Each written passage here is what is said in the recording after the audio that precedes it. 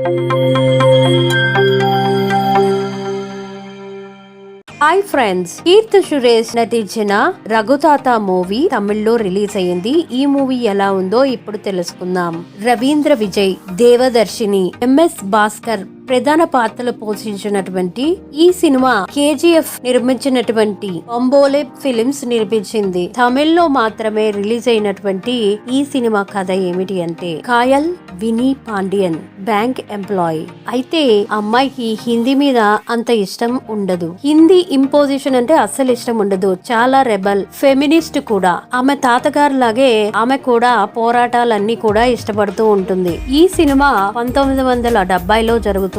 తన జీవితంలోకి తమిళ్ సెల్వన్ అనే ఇంజనీర్ వస్తాడు. అక్కడి నుంచి ఆమె జీవితం మలుపు తిరుగుతుంది. ఆమె అతన్ని పెళ్లాడాలని అనుకుంటుంది. అంత అర్జెంట్ గా ఎందుకు పెళ్లాడాలనుకుంటుంది? హిందీ అంటే ఇష్టం లేని తను హిందీ పరీక్షకి ఎందుకు అటెండ్ అయ్యింది? హిందీ పరీక్ష ఎందుకు రాయాల్సి వచ్చింది? కాయల్ విలి హిందీ పరీక్ష ఎందుకు రాసింది అనేది సినిమా చూసి తెలుసుకోవాలి. ఈ సినిమా చూస్తున్నంత సేపు కూడా మంచి ఫీల్ గుడ్ మూవీగా అనిపిస్తుంది. పాతకాలపు డ్రెస్ విషయాల్లో గానీ, అలాగే ప్రాప్స్ గానీ, ఇల్లు గానీ ఆర్ట్ డైరెక్టర్ చాలా అందంగా తీర్చిదిద్దారనే దాంట్లో ఎంత సందేహము లేదు. ఇక తెర మీద ఫోటోగ్రఫీ కూడా చాలా బాగా చూపిస్తారు. కీర్తి సురేష్ కూడా ఈ పాత్రకి అద్భుతంగా పోషించింది అనే దాంట్లో ఎంత సందేహము లేదు. ఈ పాత్రకి ఆమె కరెక్ట్ అనే దాంట్లో 100% ఆమె పాత్రకి న్యాయం చేసిందనే చెప్పుకోవాలి. ఆమెతో పాటు దేవదర్శిని అందించినటువంటి కామెడీ కూడా చాలా బాగుంటుంది. రవీంద్రతో ఉండే రొమాన్స్ సీన్లు గాని,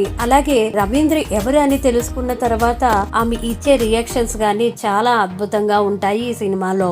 ఎంఎస్ భాస్కరన్ తాత పాత్రలో చాలా బాగా నటించారనే దాంట్లో ఎంత సందేహము లేదు. కందస్వామి విలనిజం పర్వాలేదు అనిపిస్తుంది. ఈ సినిమా ఫ్యామిలీ అందరితో కలిసి చూడదగినటువంటి సినిమా. అలాగే మంచి మ్యూజిక్, మంచి బ్యాక్గ్రౌండ్ అందించి సీన్ రొనాల్డ్ మంచి మ్యూజిక్ ఇచ్చాడు. గుడ్ నైట్ సినిమా తర్వాత ఇదే మంచి మ్యూజిక్ అనే చెప్పుకోవాలి. మ్యూజిక్ చాలా చాలా బాగుందని మాత్రం చెప్పలేం గానీ ఈ సినిమాకి తగినటువంటి మ్యూజిక్ నైతే అందించారనే దాంట్లో ఎంత సందేహము లేదు. ఎడిటింగ్, ప్రొడక్షన్ వాల్యూస్ కూడా చాలా బాగుంటాయి. ఈ సినిమాని అస్సలు మిస్ కావద్దు. ఖచ్చితంగా ఈ సినిమా తెలుగులో 70 రిలీజ్ అవుతుంది.